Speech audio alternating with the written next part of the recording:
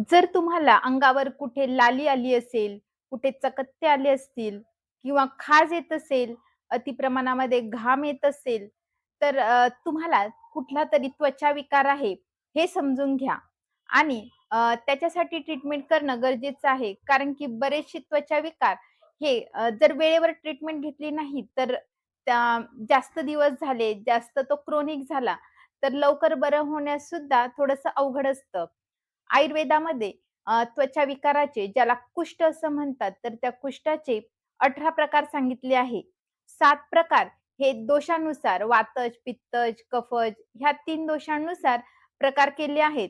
तर जे 11 प्रकार आहेत ते क्षुद्र कुष्ठामध्ये सांगितले आहेत. तर आजच्या व्हिडिओमध्ये आपण त्वचा विकार का होतात? कुणाला त्वचा विकार होऊ शकतात? त्वचा विकाराची सामान्य आपण काय चिकित्सा करू शकतो? या सर्वांबद्दलची माहिती आजच्या व्हिडिओमध्ये सांगणार आहे. तेव्हा व्हिडिओ शेवटपर्यंत नक्की पहा. नमस्कार, मी डॉक्टर सविता लांजेवार. माझ्या डॉक्टर सविता व्लॉगमध्ये तुम्हा सर्वांचं खूप स्वागत आहे.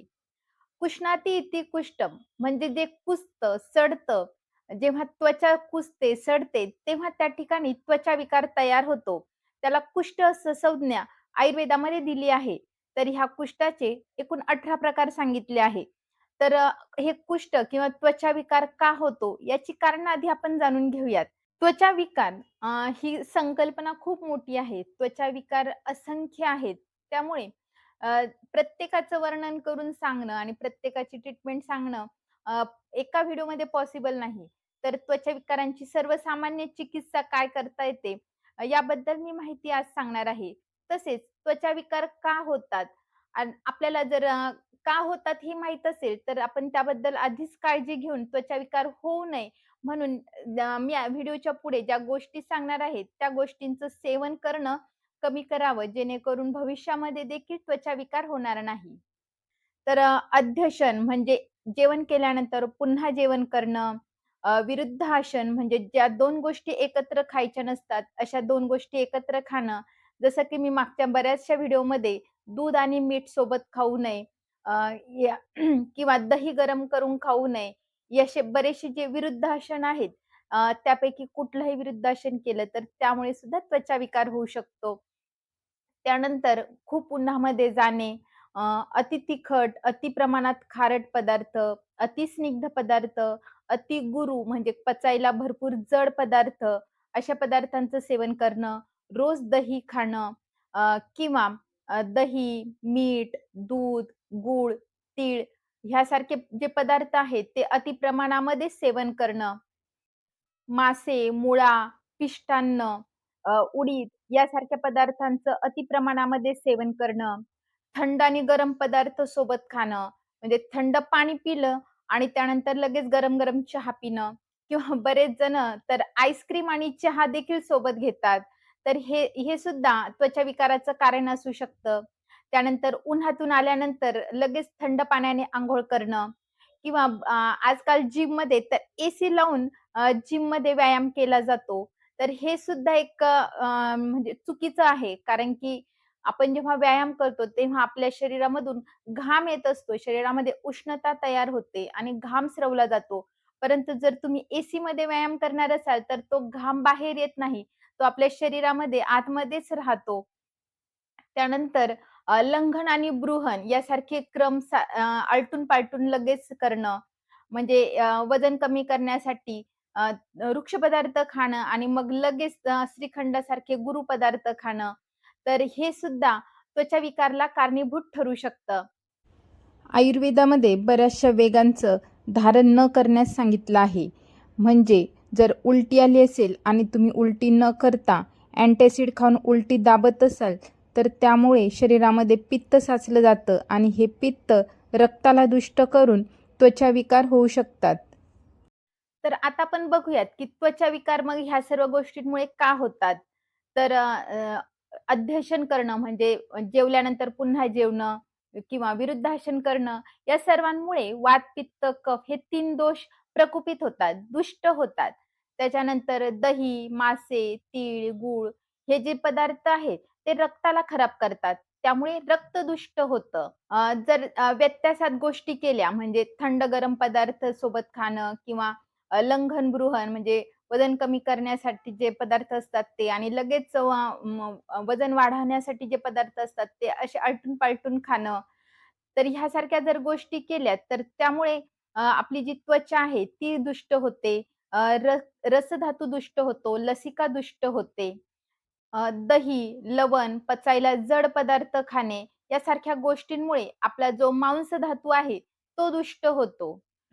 तर ह्या सर्व गोष्टींमुळे आपल्या शरीरातील वातादी दोष प्रकुपित होतात आणि हे जे प्रकुपित झालेले जे दोष आहेत, त्या ज्या आपल्या रसवाहिनी, रक्तवाहिनी असतात, त्यामधून पूर्ण शरीरामध्ये पसरले जातात आणि मग हे प्रकुपित दोष काय करतात, आपल्या शरीरातील रसधातू, रक्तधातू, मांसधातू, त्वचा, लसिका ह्या सर्वांना मग दुष्ट करतात. मग त्या ठिकाणी एक प्रकारचं शैथिल्य निर्माण करतात, शिथिलता निर्माण करतात. त्यामुळे सुरुवातीला आपल्याला त्वचेमध्ये वैवर्ण दिसतं. अचानक त्वचेचा रंग बदललेला दिसतो. कधी काळपट दिसते, कधी लालसर दिसते, कधी पांढरी दिसते. त्याच्यानंतर ते धातूमध्ये जे सहनन असतं, मांस धातूचं जे सहनन असतं ते बदलतं. त्यातील स्निग्ध गुण कमी होतो. त्यामुळे त्वचेवर खाज सुद्धा यायला सुरुवात होते. आता आपण बघूयात, की आपल्याला त्वचा विकार होऊ शकतील का? किंवा भविष्यामध्ये होतील किंवा आता आहे का? हे कसं ओळखावं? तर त्वचा विकाराच्या पूर्व लक्षणांमध्ये म्हणजे सुरुवातीचे जे लक्षणं असतात, तर यावेळी तुम्हाला अति प्रमाणामध्ये घाम येऊ शकतो किंवा अजिबात घाम येत नाही. त्या ठिकाणची जी त्वचा आहे, ती थोडीशी गुळगुळीत दिसते किंवा खरखरीत होते. त्या त्वचेचा रंग बदलतो, त्या ठिकाणी खाज येऊ शकते, दाह म्हणजे एक प्रकारची उष्णता त्या ठिकाणी तयार होते, जळजळ होते. बऱ्याच जणांना काही वेळा त्या ठिकाणचा स्पर्श सुद्धा कळत नाही. काही त्वचा विकारांमध्ये ज्या ठिकाणी त्वचा विकार झाला आहे, तिथे वेगवेगळ्या प्रकारच्या वेदना होतात, पेन होतात. बऱ्याच जणांना त्या ठिकाणी मुंग्या येतात, एक प्रकारचा उभार येतो, उत्सेद येतो. जसं की पिंपल्स असेल किंवा कुठल्या प्रकारचे सिस्ट असेल, तर त्या ठिकाणी एक प्रकारचा उभार येतो. जर त्या ठिकाणी एखादा व्रण झाला असेल, ज्या ठिकाणी त्वचा विकार आहे, तर तो व्रण सुद्धा लवकर भरून येत नाही आणि त्या व्रणामध्ये वेदना देखील भरपूर प्रमाणामध्ये असतात. आणि ह्याकडे जर आपण दुर्लक्ष केलं, तर ही जी लक्षणं आहेत, तर ते पुढचं रूप घेतात. मग जास्त प्रमाणामध्ये लक्षणं दिसायला लागतात. तर यामध्ये लोकल म्हणजे स्थानिक लक्षणं असतात. त्यानंतर शारीरिक लक्षणं देखील असतात. अल्पश्रम जरी केलं, तरी जास्त प्रमाणामध्ये थकवा जाणवतो. तर यामध्ये त्या ठिकाणचं वैवर्ण वाढतं, त्या ठिकाणी सूज येऊ शकते, जी जळजळ आहे ती वाढू शकते, भरपूर प्रमाणामध्ये खाज येऊ शकते. जर तिथे व्रण झालं असेल, लवकर भरून येत नाही. बऱ्याच जणांना तिथलं मग स्पर्श ज्ञान देखील कमी होतं. आता आपण बघूयात, की कुठला एखादा त्वचा विकार आहे, तो वाताचा आहे, पित्ताचा आहे, की कफाचा आहे, हे कसं ओळखावं? जर आपल्या शरीरातील वातदोष वाढला आहे आणि त्यामुळे त्वचा विकार झाला असेल, तर त्या ठिकाणची जी त्वचा आहे, ती थोडीशी काळसर, धुसर अशा रंगाची दिसते. त्या ठिकाणी वेदना असतात. त्या ठिकाणची जी त्वचा आहे, त्या ठिकाणी कोरडेपणा आलेला असतो. एक प्रकारचं खरखरीतपणा येतो. ठिकाणची त्वचा ही थोडीशी ओबड-धोबड असते. तिथे खाज आणि जळजळ म्हणजे दाह नसतो, परंतु वेदना मात्र भरपूर प्रमाणामध्ये असतात. बऱ्याच वेळा असे जे त्वचा विकार असतात, त्यामध्ये कृमीसुद्धा उत्पन्न होऊ शकतात. ही झाली स्थानिक लक्षणं. सार्वदेहिक लक्षणांमध्ये अंगावर रोमांच येतो. त्यानंतर कंप येऊ शकतो, तोंड सारखे कोरडे पडते, थकवा येऊ शकतो. असे जे त्वचा विकार आहेत, ते वाताचे त्वचा विकार असतात. जर आपल्या शरीरातील पित्तदोष वाढला आहे आणि त्यामुळे जर त्वचा विकार झाले असतील, तर ते त्वचा विकारांच्या ज्या ठिकाणी झाला आहे, त्या ठिकाणी जी उंबराची लाल फळं असतात, त्याप्रमाणे त्या त्वचेचा रंग होतो. त्या ठिकाणी एक प्रकारचा उभार येतो. त्याच्यामधून रक्त, पू अशा प्रकारचे स्राव भरपूर प्रमाणामध्ये सिक्रीट होऊ शकतात. त्या ठिकाणी वेदना नसतात, खाज असू शकते. त्या ठिकाणची जी त्वचा आहे ती नेहमी ओलसर असते, भरपूर प्रमाणामध्ये आग होते. अशा त्वचा विकारांमध्ये कृमी सुद्धा होऊ शकतात. त्वचेचा एक प्रकारचा दुर्गंध येतो. ओलसरपणा नेहमी टिकून असतो. त्या ठिकाणी चिकटपणा सुद्धा असू शकतो. सार्वदेहिक लक्षणांमध्ये यामध्ये आपलं जे शरीर आहे ते उष्ण वाटतं, ताप आल्यासारखा वाटतो आणि भरपूर प्रमाणामध्ये घाम येतो. आता आपण बघूयात, की जर शरीरातील कफदोष वाढला असेल, तर त्यामुळे जे त्वचा विकार होतात ते कशा प्रकारचे असतात?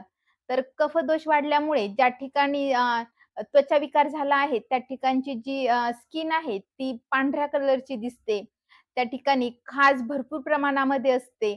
वेदना बिलकुल नसतात. कफाचे जे त्वचा विकार असतात, ते लवकर वाढत नाही, लवकर पसरत नाही. त्या ठिकाणची जी स्किन असते थोडीशी गुळगुळीत असते, स्निग्ध असते. रक्तवर्णाची म्हणजे लालसर किंवा पांढरी कलरची असू शकते. कफाच्या त्वचा विकारामध्ये क्लेद, कृमी आणि स्राव हा भरपूर प्रमाणामध्ये असतो.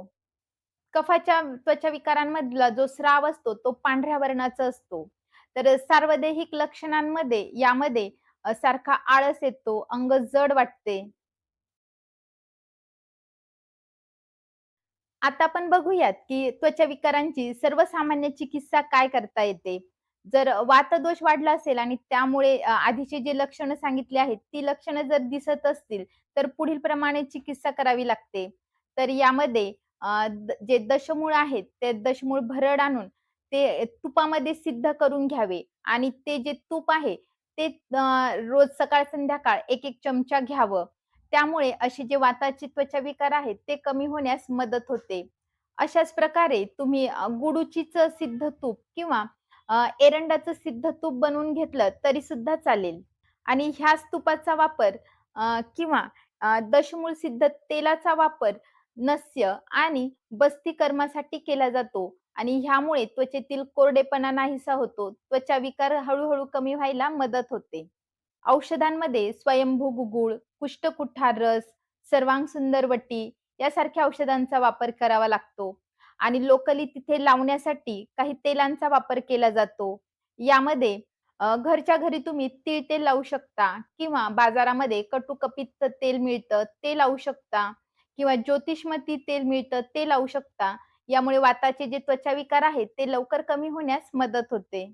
वाताच्या त्वचा विकारांमध्ये लेप लावण्यासाठी आयुर्वेदिक मेडिकलमधून तुम्ही करण चूर्ण, चक्रमर्द चूर्ण, कुष्ठचूर्ण हे आणून आणावे आणि ते गोमूत्रामध्ये मिक्स करून ज्या ठिकाणी त्वचा विकार आहेत, त्या ठिकाणी लावावे.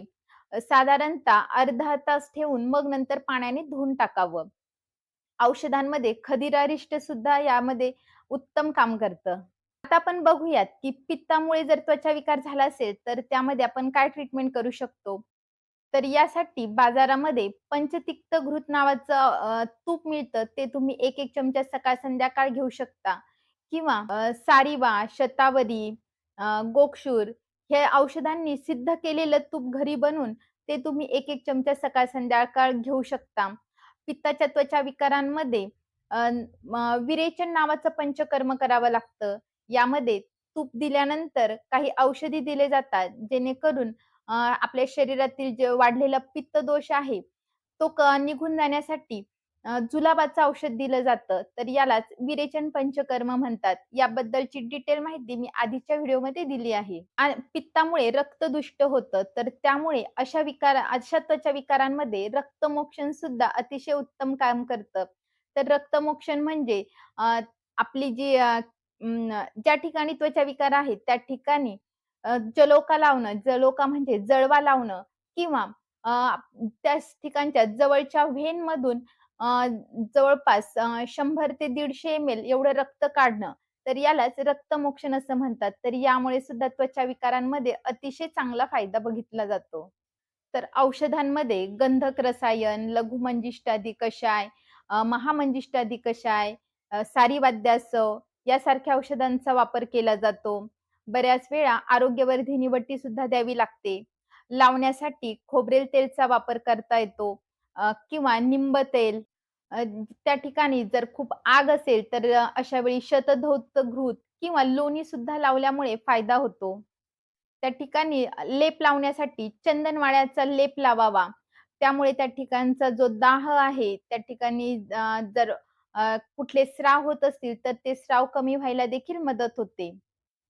आता आपण बघूयात, की कफदोष वाढल्यामुळे जर त्वचा विकार झाला असेल, तर अशा वेळी कुठल्या प्रकारची ट्रीटमेंट करावी? तर यामध्ये वमन पंचकर्म करण्यास सांगितले आहे. याबद्दलची डिटेल माहिती मी आधीच्या व्हिडिओमध्ये दिली आहे. निंब, चित्रक, मिरे आणि वचा या औषधांनी सिद्ध केलेला तुपाचा वापर केला जातो. 1-1 चमचा हे तूप सकाळ-संध्याकाळ कोमट पाण्यासोबत घ्यावं. औषधांमध्ये आरोग्यवर्धिनी वटी, गंधक रसायन यासारख्या औषधांचा वापर केला जातो. त्यानंतर निंबचूर्ण आणि शुद्ध गंधक एकत्र करून सकाळ-संध्याकाळ घ्यावं. कफाच्या त्वचा विकारांमध्ये लावण्यासाठी गंधक चूर्ण लावू शकता. खोबरेल तेलामध्ये किंवा तीळ तेलामध्ये मिक्स करून हे गंधक चूर्ण लावावं किंवा त्यामध्ये टंकन मिक्स करून लावलं तरी सुद्धा त्याचा उत्तम फायदा होतो. त्या ठिकाणी मोहरीचं तेल जरी लावलं तरी सुद्धा त्याचा चांगला इफेक्ट होतो किंवा बाजारामध्ये आयुर्वेदिक मेडिकलमध्ये मरीचादी तेल नावाचं औषध मिळतं, ते तुम्ही त्या ठिकाणी लावू शकता. तर अशा प्रकारे त्वचा विकारांमध्ये सर्वसामान्य चिकित्सा केली जाते. जर तुम्हाला आजचा व्हिडिओ आवडला असेल, तर व्हिडिओला लाईक करा आणि चॅनलला सबस्क्राईब नसेल केलं, तर चॅनलला सबस्क्राईब करा. स्वस्त खा, मस्त रहा, आयुर्वेदाला जवळ करा. Thank you.